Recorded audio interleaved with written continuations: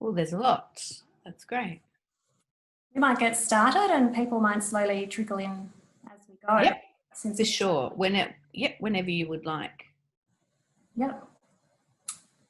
So welcome everybody to our Milk event for 2020. Before we start, I would like to acknowledge the traditional custodians of the lands on which we are all located. I would also like to pay my respect to elders, both past and present, and extend that respect to other Indigenous Australians who are present with us today online. So we are thrilled to have everyone here with us this evening for a very different take on Australia's usual milk campaign. My name is Jackie Mandelbaum and I am one of the board members of Alola Australia, joining me here from the beach as I'm unlikely to get there anytime soon, if for real. Our mission at Alola Australia is to partner with Fundasaun Alola in Timor-Leste to do what we can here to help them with enabling the women and families in Timor-Leste to build a strong future. Soon I'm going to ask Kirsty, who's with us this evening, for her insight on the origins of Alola's milk campaign. But ordinarily, we run a milk campaign throughout the month of August, which coincides with World Breastfeeding Week. And we ask our supporters to host morning teas with friends and families, usually in their own homes, to raise money to support Fundasaun Alola's maternal and child health program in Timor-Leste. This year, we obviously couldn't do that, certainly not in Victoria. So we're really thrilled to be able to connect in this way with our supporters. Virtually, and for everyone to this way have the opportunity to have a chat with Kirsty and to hear directly from her some more details about both the campaign as well as an update on the wonderful work that Fundasaun Alola does through its maternal and child health program. We obviously encourage all our supporters who are with us this evening to make a donation to support Fundasaun Alola's maternal and child health program if you haven't already done so. I'm sure you'll feel inspired as you hear Kirsty speak, and you'll also have a special insight into the work that they are doing on the ground in Timor-Leste. Before we get started with Kirsty, just some housekeeping. We encourage everyone here to use the chat function, which should be at the bottom of your Zoom screen, to introduce yourself to everyone here. If you have questions that you would like to ask Kirsty throughout the webinar, please use the Q&A function to type your questions, and I'll try to get to them at the end or as we go through the evening. The best way for you to view the webinar is to select Speaker View, which should be at the top right-hand corner of your screen, perhaps, and that will show only one person talking at once. And you'll also notice there's a blank screen here which says Alola Australia, and that's just Brianna Gutierrez managing technology for us. Thank you, Brianna. Finally, we'll be recording a webinar this evening and sharing it after the event. So if we do happen to go over time and you need to leave, you'll be able to catch up another time, or if you'd like to share it after the event, then you will be able to. So let's get started. We are very privileged this evening to have with us Kirsty Gusmão. Kirsty, as a brief overview of, in case you don't know her, she's the chair of Fundasaun Alola, which she founded in 2001 before her tenure as First Lady of Timor-Leste, and it was to address the needs of Timor-Leste's women and their families. Kirsty's been an advocate for Timor-Leste for decades. She's an officer of the Order of Australia for her service to Timor-Australia relations, as well as having been awarded the Order of Timor for her significant contribution to Timor-Leste's independence struggle and the well-being of its people. She's now the Senior Partnerships and Coordination Official and Advisor within the Ministry of Education in Timor-Leste, as well as many other things, and continuing to work tirelessly with Fundasaun Alola to support the women and children in Timor-Leste. So, Kirsty, to start at the starting point, we would really love to hear from you how you started the Alola Maternal and Child Health Program many years ago and why. And if you could also tell us then why you chose to start the milk campaign back in 2011 and why focus on breastfeeding and tie a campaign to World Breastfeeding Week. Thanks a lot, Jackie. And just before I launch in with a response, just to say thank you so much to you wonderful Alola Australia friends for organising this gathering in very difficult circumstances and very different circumstances this year, and also how terrific it is to see so many familiar faces amongst those that are joining us this evening, including very old steadfast friends of Timor-Leste and some more recent friends, including those that joined Nandi and myself on our study tour over the past 3 years. Sadly, this year we're not able to take any more study tour participants with us or make a visit, but it's great that you can some of you can join us this evening, and hopefully we'll get back there before too long. So to answer your question about the origins of the Maternal and Child Health Program, well, it actually started with me being invited by UNICEF to launch the Baby Friendly Hospital initiative at Delhi National Hospital.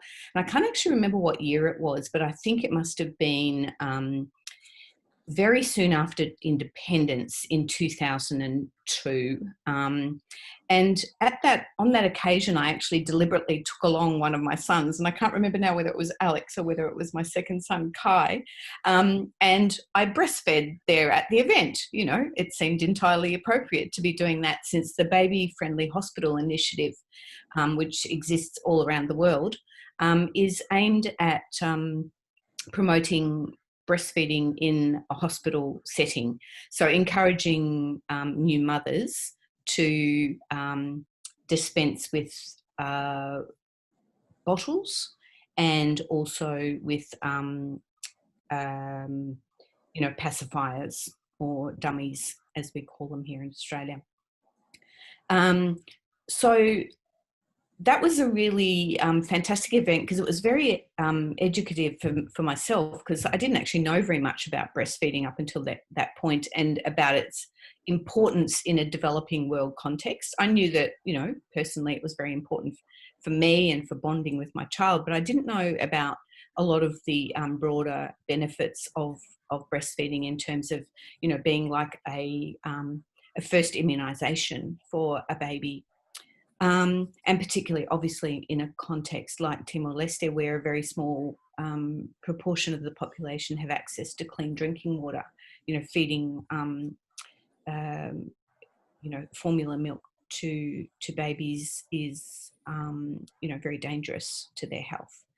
And many small infants die of gastroenteritis and other illnesses.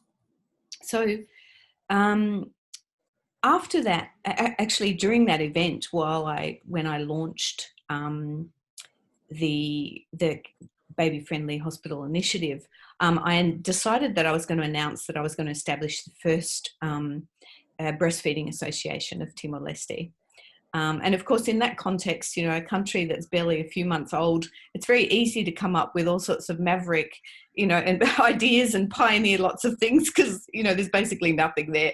So I thought, I really need to follow through with my initiative. And so, because I had established Alola, less than a year prior to that, I thought, let's make it actually a project of Alola.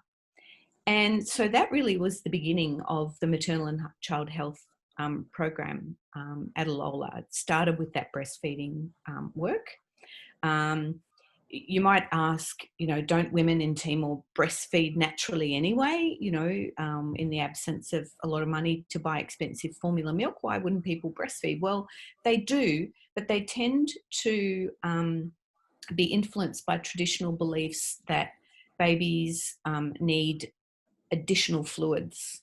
And so women will often provide complementary fluids in the form of water mixed with honey or water mixed with sugar, or they will give up breastfeeding early.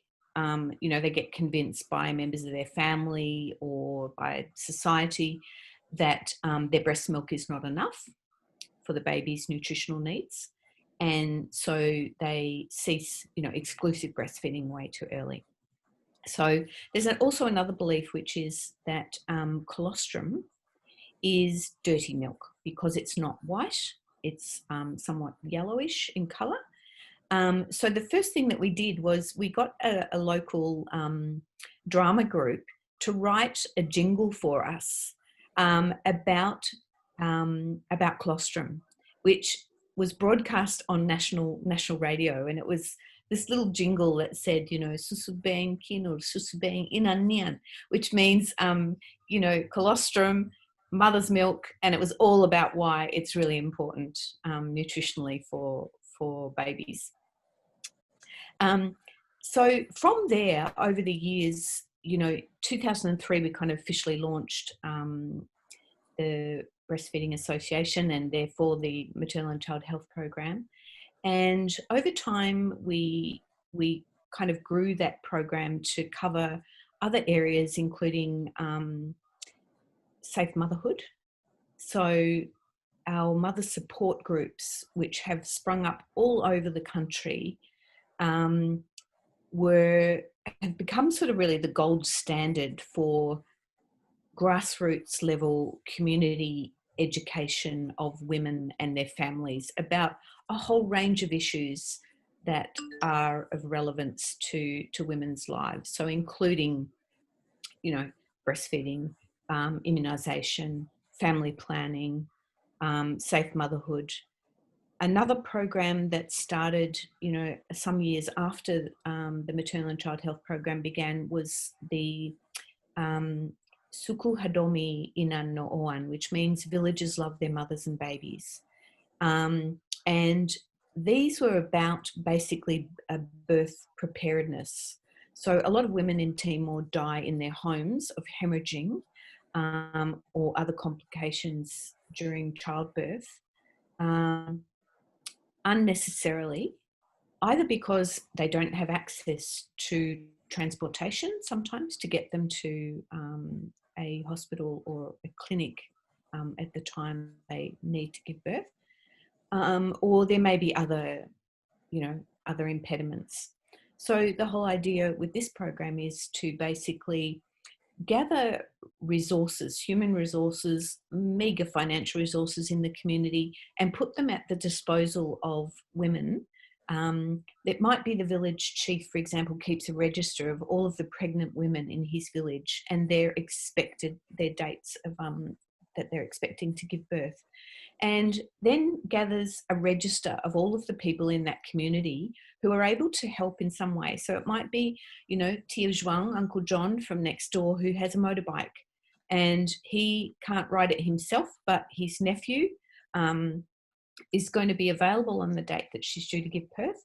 And so a plan is put in place to make sure that, women are able to basically safely either give birth in their homes because someone has helped the midwife to get into that community, or have helped them to get to the municipal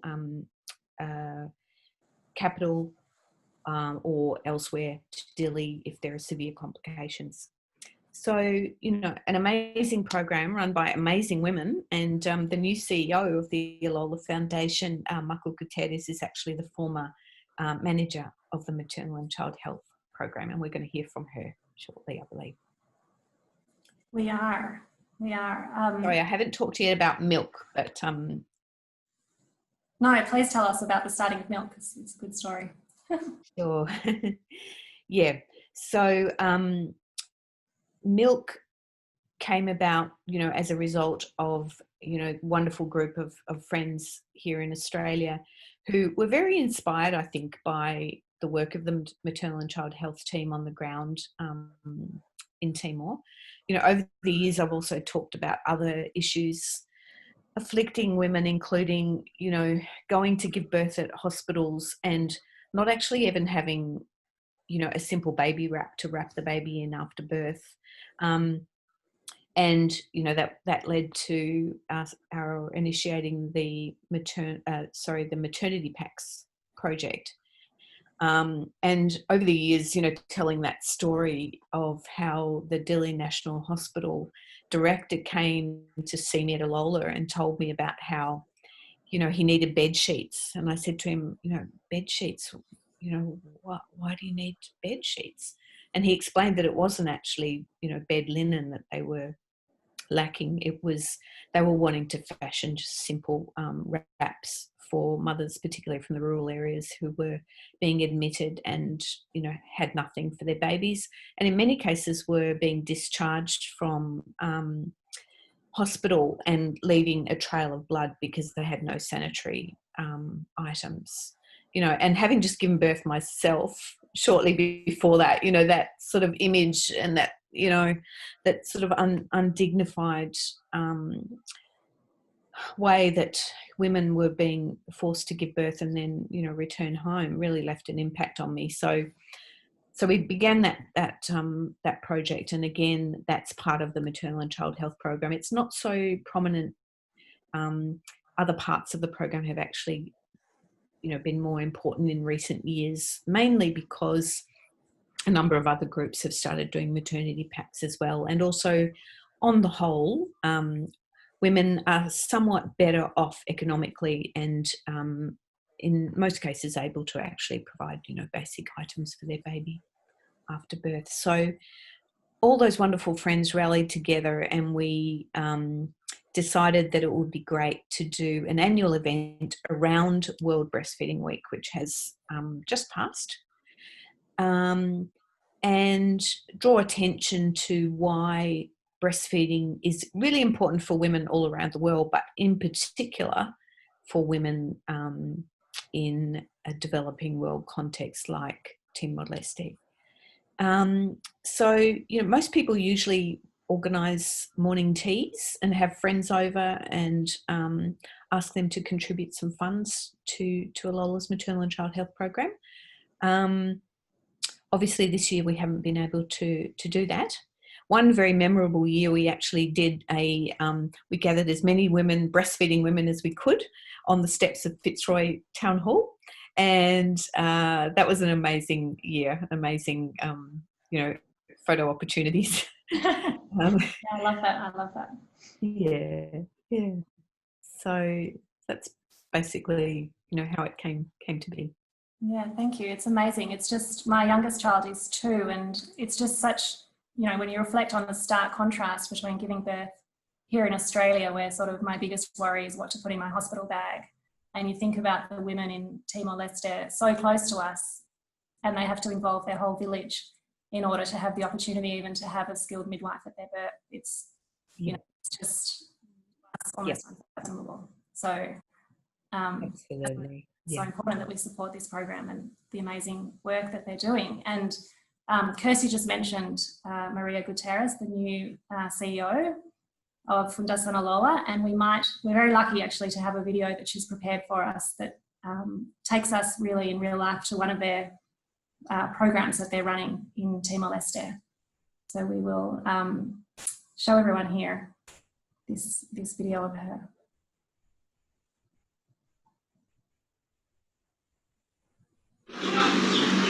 Greeting from Timor-Leste. My name is Maria Immaculada Gutierrez, and I am the breastfeeding trainer, counselor, and the CEO of Fundasaun Alola. I'm speaking to you now from Delhi National Hospital, and I'm going to visit a breastfeeding cafe, which was established in December 2019 through the collaboration between Fundasaun Alola, the Ministry of Health, UNICEF, and WHO. Let's go.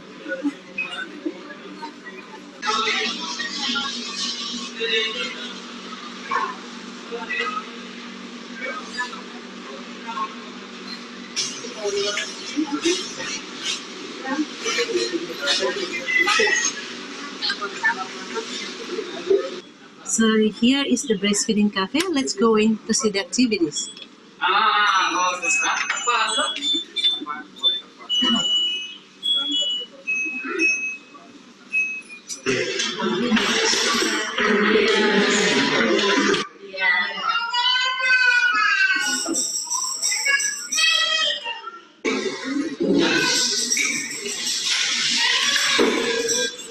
So these are the staff, the nurses, and the mother support groups, which are recruited by Alola Foundation, the Fundasaun Alola, to work at this cafe. The cafe was established in 2019 with the objective to support the implementation of baby-friendly hospital, as the national hospital was being accredited as a baby-friendly hospital in 2005, and currently are in the process of re-accrediting as a baby-friendly hospital. And one of the objectives is also to strengthen the essential newborn care and the kangaroo mother care. So as we all know that when the breastfeeding is protected, promoted, and supported, almost all infants can breastfeed successfully. Therefore, let us find out what are the activities the staff are doing so far in this cafe. So this is Mana Amelia. She is the supervisor of the nurses that working at this cafe. So I will ask her what are the activities doing so far in this cafe.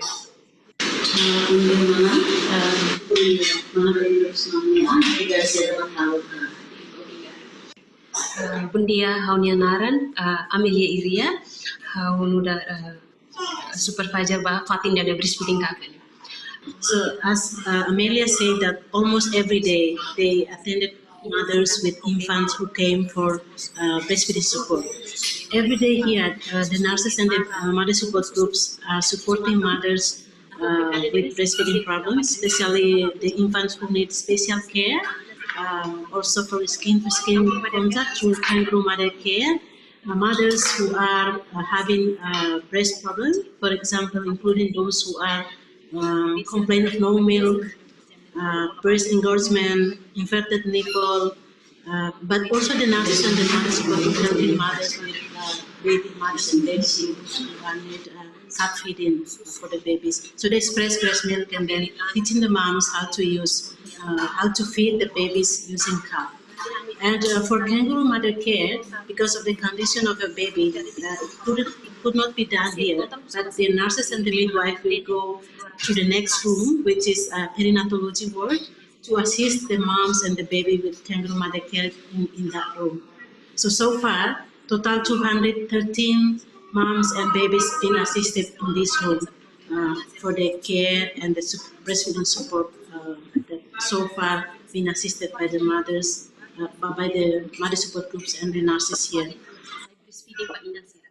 As you can see from the other side, there is also children under 2 years are playing. So especially this breastfeeding cafe been attached with the playroom, which is when moms can come to meet the nurses or to visit the room while the children can play. This also been allowed for the kids who are been admitted to this hospital. So from the pediatric ward, they can come after the visiting, they can come to play with their parents, while the parents will be counseled or will be educated by the staff here for breastfeeding and for nutrition as well. So these are the activities for breastfeeding room, breastfeeding cafe so far, since December 2019 till July this year.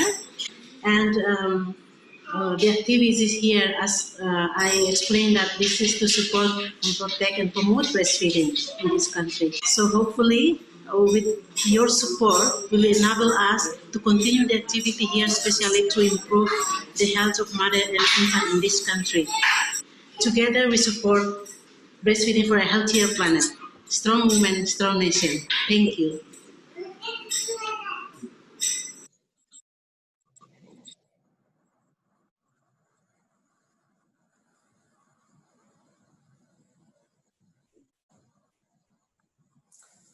So that's a really wonderful insight into one of the things that the Maternal and Child Health Program is doing in Timor-Leste, and so lovely to have Mana Maku herself tell us about it and take us through.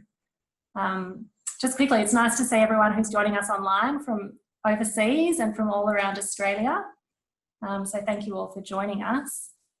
And Kirsty, the Breastfeeding Cafe is one activity. How has the program, the Maternal and Child Health Program, evolved over time since you started it way back in 2002 or 3? For example, I know that the infant mortality rate and the maternal mortality rate in Timor-Leste, while high, has dropped since independence, and I believe that Fundasaun Alola's programs have had a big impact on that. So if you could just tell us a bit about the programs and how they've evolved, all these wonderful things they're doing. Yeah. Well, as I mentioned, it started from breastfeeding and moved into other areas such as, safe motherhood with the Suku Hadomi Inan No'on program, which has now been replicated across the country. It started in Likisa, just west of Dili. And also the mother support group model has been adopted as a national model by the Ministry of Health, which is, a great tribute to the success of the work of Alola and great recognition of that.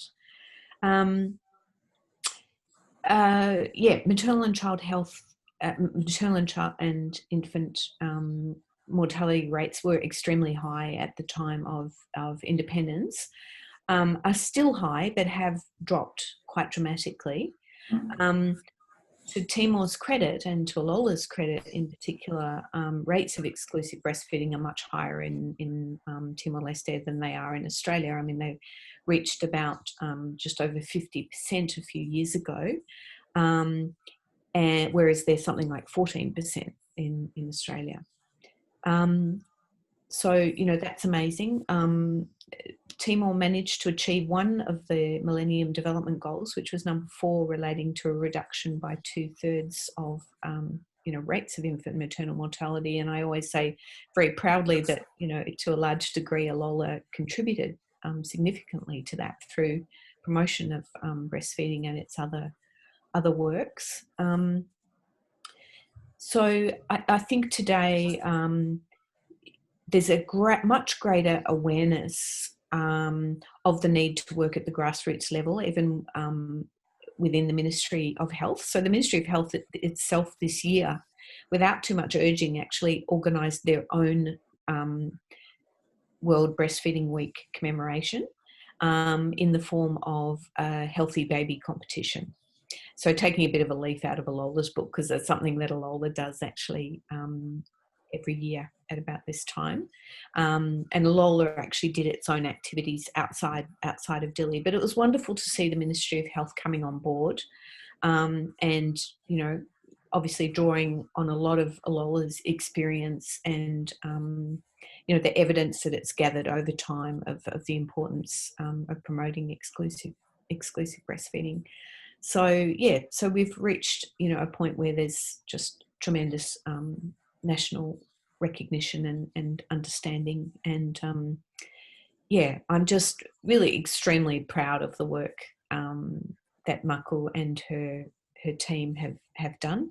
There's just recently been a recruitment of a new maternal and child health manager, and I believe she'll be starting in September. So let's hope that, you know, it'll be a big job to step into Maku's shoes. But, you know, I always say one of the things that I'm most proud of with Alola is that it's become a bit of a breeding ground for wonderful, strong women leaders. And we've had 3 incredible CEOs in succession. So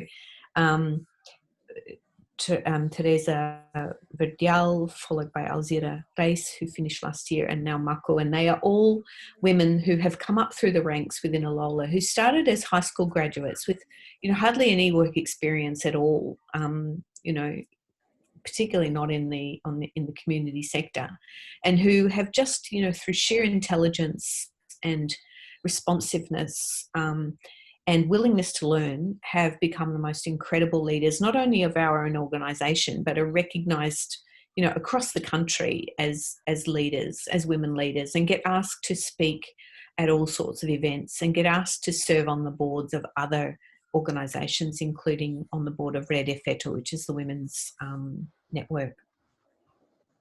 So sorry, I went off on a little bit of a tangent. No.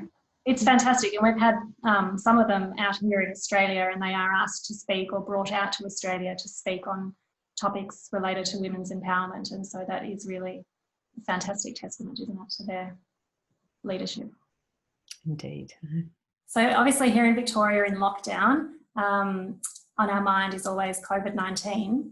Do you have insights into the effect that COVID-19 has had on Fundasaun Alola's programs, and in particular this one, the Maternal and Child Health Program? Well, I was hugely concerned when the first state of emergency in Timor was declared. You know, obviously in general for the population, because the potential for a spread there is absolutely huge. Sadly, fortunately, that hasn't been borne out, and in fact, there are no active cases in the country as far as I'm aware. I think there've been some rumours of some.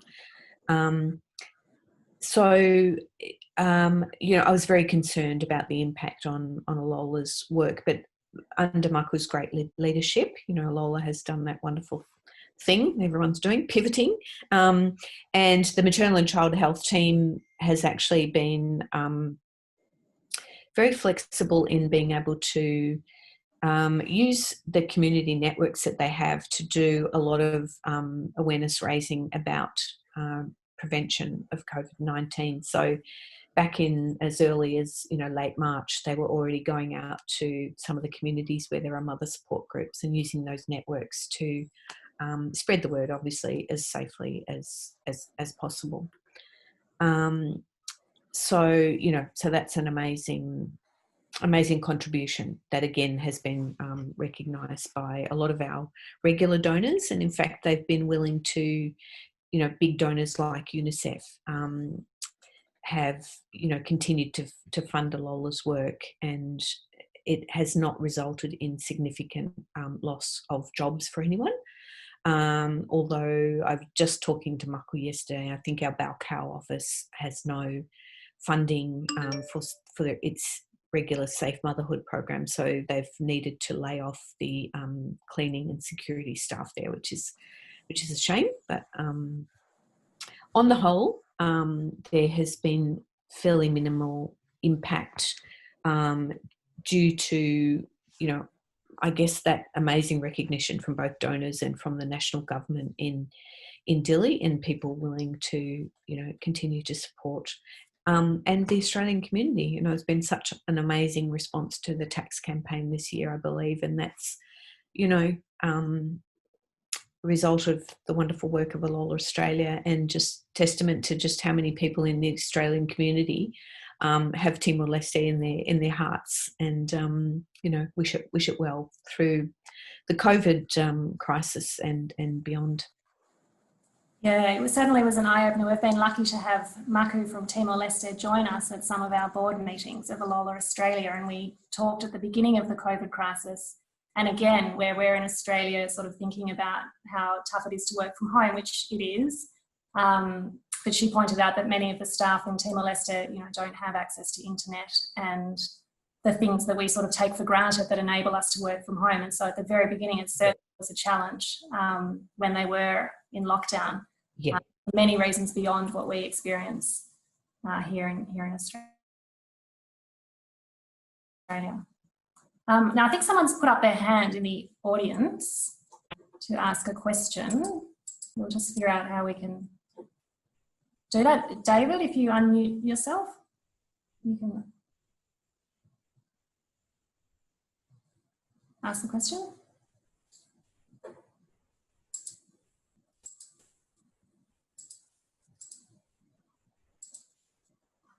David, if you want to unmute yourself.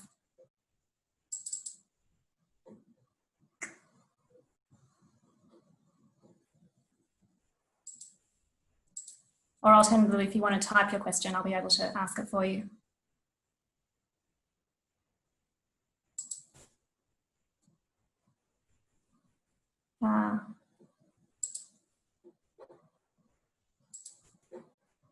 Okay, we don't seem to be able to unmute David to get his question, unfortunately. I think there's another question though. Someone else may have put up their hand.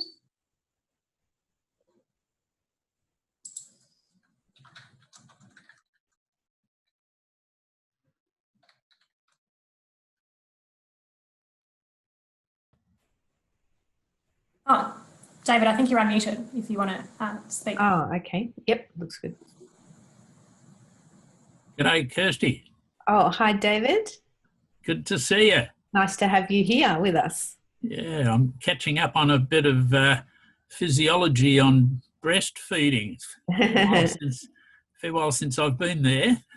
No, it's lovely to hear that the virus doesn't appear to have even been a significant feature. I know there were a dozen cases about 3 or 4 months ago, weren't there? There were 24 back in, I think it was late April, May.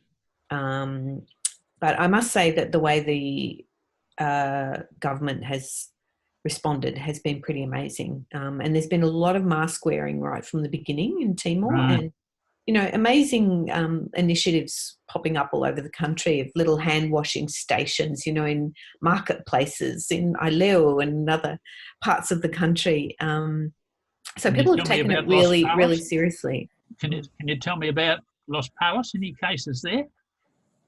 No, not as far as I'm aware. No, I've been in touch with Freddie and Jacinto there, and I haven't heard. Yeah, no, I think Los Palos is being, the opposite end of the island has probably been spared, and hopefully will continue to be. And finally, how's your mum? She's doing fine. She was going to be joining us tonight, but I don't think she managed to work out the technology because I can't see her name on the list. It's lovely to see you. You're too far away north of the river. Thank you, David, for joining us. Thanks, David. And as I said at the beginning, if other people have questions, obviously you can raise your hand or you can put them in the question and answer section. Now, Kirsty, I think you touched on this before where you said that Fundasaun Alola is celebrated World Breastfeeding Week outside of Dili. Can you tell us if they are celebrating this year and what they did for World Breastfeeding Week? Yeah, so I'm aware of the Maternal and Child Health team having organised some celebrations in a number of the sort of outer suburbs of Dili, in sort of Lahane and Kampung Alor, and a couple of other places as well, I believe. And usually what they do is gather women and family members together in the community, talk about why breastfeeding is important, and organise a healthy baby competition, which people really love. So all of the women who are exclusively breastfeeding get to parade their beautiful babies, and that provides, an opportunity for the maternal and child health staff to talk about why breastfeeding is really important for both the baby's health and for bonding with the mother. And yeah, it brings the community together, and the women who are the winners get to receive a nice prize. And sometimes too, I know in the past they've organised quizzes, so those are also fantastic fun. Another opportunity for the community to come together. So great, it sounds really fun.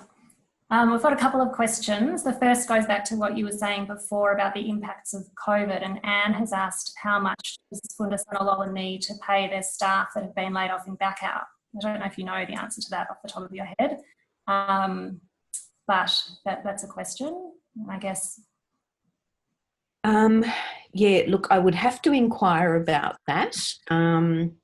I know that there was formerly funding for a safe motherhood program from UNFPA, the UN Population Fund, and that apparently ceased in 2018. And I think Makul managed to do some creative accounting and managed to keep those staff on. Most of the actual project staff have relocated and are working from Dili, but they were hoping to be able to keep the cleaners and the security staff on. So look, I would be able to find out that information if there was someone that was interested in helping out with that. Yeah, maybe we can hook up offline and yes, get back to you on that. That'd be great. Yeah, I mean, I imagine we're not talking huge amounts of money really. Salaries are quite low. But. And then there are a couple of sort of questions which are related to each other and on this topic of funding and helping. Is finance or donations the only way that we can help here in Australia, or are there other projects like sewing or knitting? And connected to that, is there a place online that lists needs that women and children have in Timor-Leste, like things that organisations could help to source and collect? Yeah, look, in terms of sewing projects and knitting, look, in the very early days after independence, those sorts of things were of great value. But I would say that today, Timorese women are actually amazing sewers themselves, and often the only thing that's standing in their way of them being able to actually make either clothing for themselves or their kids is, access to fabrics or a sewing machine. And Alola, through its economic empowerment program, actually helps women with, some of the basics that they need to get themselves on their feet with small businesses and so on. I would say that today, really, that sort of, material aid is actually not really what's required. Having said that, whenever I take groups on the study tour to Timor-Leste, we always take with us, some small items that we know are of interest and value to people. And it might be, simple things like, exercise books, pens, USBs. There's not a place where you can go and actually find a comprehensive list of items that are needed. Rotary does an amazing job supplying Timor with secondhand school furniture from schools, and there's still quite a bit of stuff of things that are sent up to Timor, but largely what the country needs more than things in this day and age is capacity building opportunities. There's still a huge lack of skills, particularly in sort of senior management areas. So, yeah, I would say, funds at this point, and very importantly too, whenever I do a call to action, my first thing is to say, please visit the country. That's something really concrete that you can do. Obviously, we can't do that at the present time, but I'd encourage everyone who hasn't been to Timor in recent times or hasn't paid a visit there, please do. Not only is it extremely beautiful, people are amazing, wonderfully hospitable, and it's a really concrete way of supporting the local economy. And tourism is a real, a great hope for Timor's future. It's noted alongside agriculture as, an important sector for future growth and development in the strategic development plan. So, yeah, I think all Australians can, repay that historic debt of honour that we have by visiting, doing whatever you can. Supporting, Alola is obviously a great way to be able to reach a very important group of people within the society, which is Timorese women. And I must say, they're the backbone of Timorese society. And the fact that, Alola works principally with women, I think means that, we get a lot of bang for our buck with the work that we do. And stemming from that, there's a couple of questions related to programs other than the maternal and child health program. Yeah. Could you talk a little bit about the role that Alola plays in educating and increasing awareness about the rights of women and preventing gender-based violence? Sure. So in addition to maternal and child health, the other three programs that Alola runs are education, advocacy, and economic empowerment, which I've touched on very briefly. So education provides scholarships to young girls to complete their secondary education and to go on to tertiary education. It also has 2 mobile libraries, produces books in Tetum and other languages of Timor for distribution through those mobile libraries, runs a community preschool project with funding from the Australian government, and also does teacher training, particularly for preschool teachers. So, a hugely important, very impactful program, that one too. Advocacy is a program which operates very much at the grassroots level through district support workers who stay very much in touch with issues of, that are current in the community, and that includes domestic violence. So raising awareness about domestic violence as a public crime as of 2010, providing a referral service for women victims of domestic violence, both within their communities, but also at the national level. There's actually a small counselling room at Alola for domestic violence survivors, although Alola doesn't focus so much on, service delivery. It does more referrals to other organisations like Whakaperis that work more specifically in the area of family violence.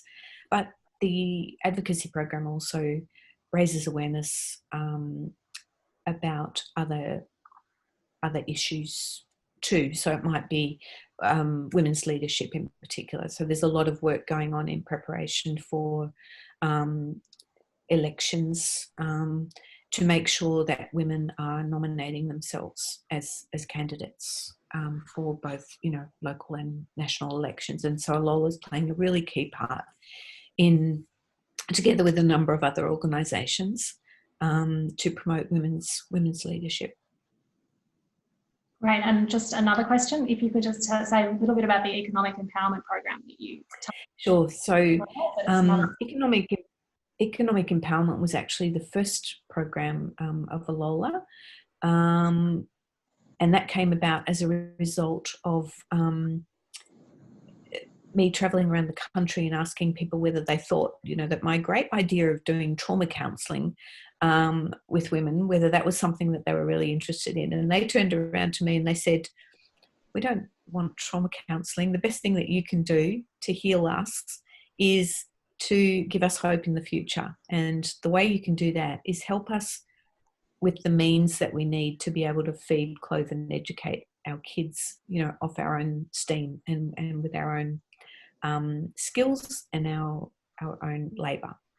And so we began by working with women weavers and handicraft producers, providing them with seed funding to, establish their own business, providing them training in small business management, finance management, how to write a proposal to get funds, to start up a small project. So another very impactful program, and one which we have traditionally found it very hard to get funding for. Education and maternal and child health seem to be quite easy to get funds for, but economic empowerment has not been so easy. Certainly, if anyone amongst our wonderful network of friends has any advice on how we can go about helping to market better the products from Alola Esperanza, which is Alola's business arm, we'd love to hear from you.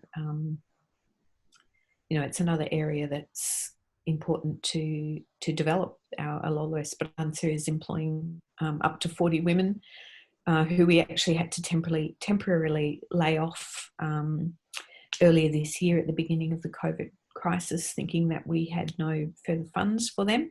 And fortunately, the Australian government came to the rescue, and Alola was given a contract to provide many thousands of face masks for use in schools when schools reopened after the state of emergency. So that allowed Alola Esperanza to remain afloat, which is great.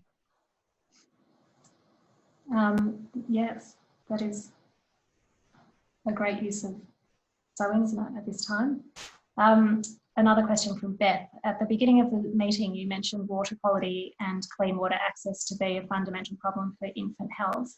Are there initiatives to address that issue of clean water and access to clean water? Yes, there are. I can't talk very authoritatively about them.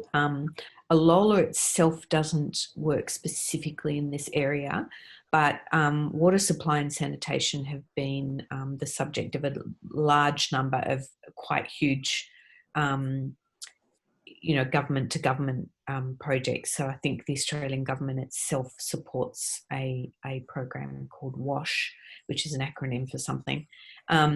And it basically is about addressing that issue of access to clean water. And another question, which is perhaps you can have some insight in. What are the top 3 things that women engaged with Alola in Timor-Leste wish to see change for the benefit of all women in the country? Off the top of your head, you list. The top 3 things. I think they probably all women across the country would like to have a greater voice in, you know, determining their futures, and in their, you know, the quality of their lives. I think a lot of women feel very constrained by their partners and sometimes by close members of their family and the choices that they make. It might be about family planning, for example. It might be about the choices that they make, you know, regarding their education. So I think that would be a major one, really, is, you know, having more of a voice, being listened to and being taken seriously. I mean, I think many of the women members of Parliament would actually say that too, that, you know, they're often not taken seriously by their male counterparts. So I think having a voice, having access to finance, to be able to set up their own businesses. I think, you know, again, for similar reasons, women are often not taken seriously. They're not seen to be natural breadwinners, and so they have to fight that little bit harder to actually get the support that they need to stand on their own 2 feet financially. And I think, you know, access to education and having education for women acknowledged as a priority. You know, children often are the first ones to have their education sacrificed when there are economic pressures within a family. And so I'd say, you know, those 3 things really quite high priorities for most Timorese women. And another question from the audience. Do you have any insights on the upcoming, any innovative development programs or initiatives we might see coming from Alola? Well, Alola actually held a strategic planning session late last year in December, and they've come up actually with the idea of doing a little bit more work on promoting home gardens for women who are members of the mother support groups, and that came about as a result of, you know, brainstorming amongst the staff and the managers, and so I think, you know, introducing ideas around permaculture and, you know, sustainable use of water and other resources in the community. So that's something that Alola hasn't done before. There's also a very strong suggestion that Alola needs to actually document the work that it does better, both, you know, as for institutional memory, but also for the benefit of other organisations and for the government.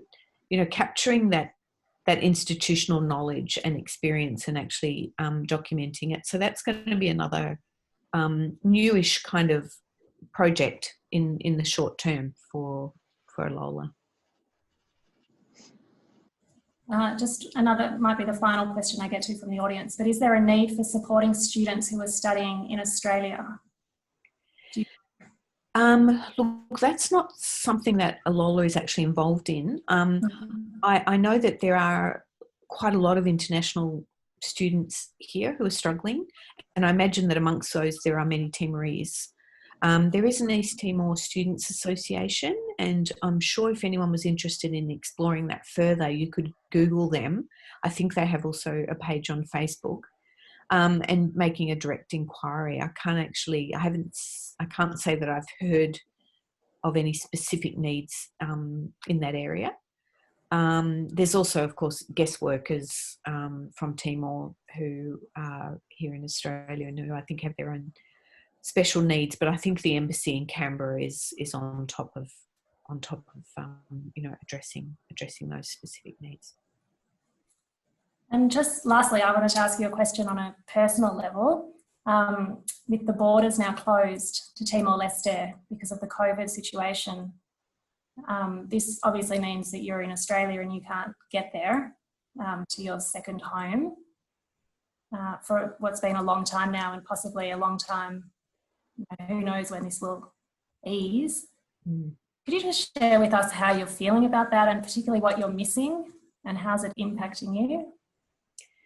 Yeah, look, as I mentioned earlier, you know, I was due this weekend to be flying off to Timor with this year's group of study tour participants, and it's just, yeah, it's devastating not to be able to go. I was also due to visit back in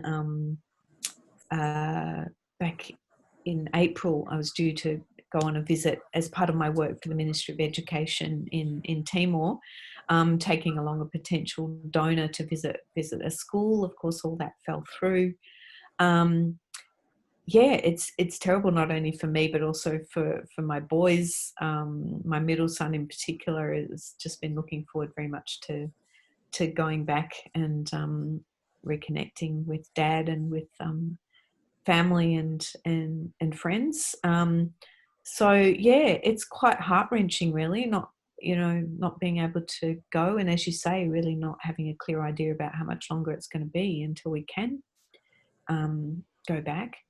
So, and I think ironically, many of those Australians who were living in Timor and who got evacuated out of the country are probably wishing, particularly if they come from Victoria, are probably thinking right now, oh God, we would have been safer staying in Timor. So, and I must say, I look at, pictures of people in Timor with great longing and thinking, I wish I was there, particularly at this time of year when the weather is gorgeous and it's yeah. So might be a bit more like my backdrop at the moment. That's right, particularly at the height of winter. It would be lovely to be there.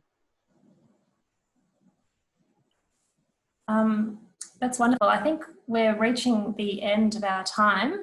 So I just wanted to say again, Kirsty, thank you so much for joining us and for taking all of these questions on quite a broad range of topics. It's really given us some great extra insights, and especially hearing sort of the new things that Alola's doing and your insights directly from them. So thank you for joining us. Yeah, thank you. I can see someone's asked about the permaculture project, and will we be able to be in touch with everyone? Yeah.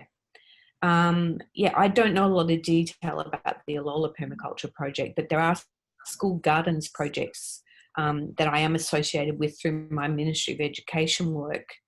And yeah, I'd be happy to share more about that and about, how anyone who's interested in contributing to that might get involved. Oh, fantastic. So that, yes, we can certainly reach out offline to give more information. Fantastic. And again, thank you to all our supporters who are online who've joined us this Thursday evening. We're really happy to have been able to connect in this way during these crazy times, and particularly to give us some perspective, really looking at how tough the situation is in Timor-Leste when we're here in our lockdown in Victoria at least. Once again, to all our supporters, we do encourage you, as Kirsty said, to donate to Alola Australia to support the maternal and child health program. And, we've heard about the pivots that Alola has had to do in Timor-Leste, particularly at the moment, and obviously the funds would be really helpful. As I said, you can go to our website, or there will have been a link in the email that you received inviting you to join the webinar this evening. So wishing everyone a relaxing Friday, a lovely weekend, and we hope to see you hopefully in person at an event sometime soon. So good night, everyone. Thank you so much. Thank you, Jackie. Thank you, Alola Australia, and everybody for being part of this evening. Thanks.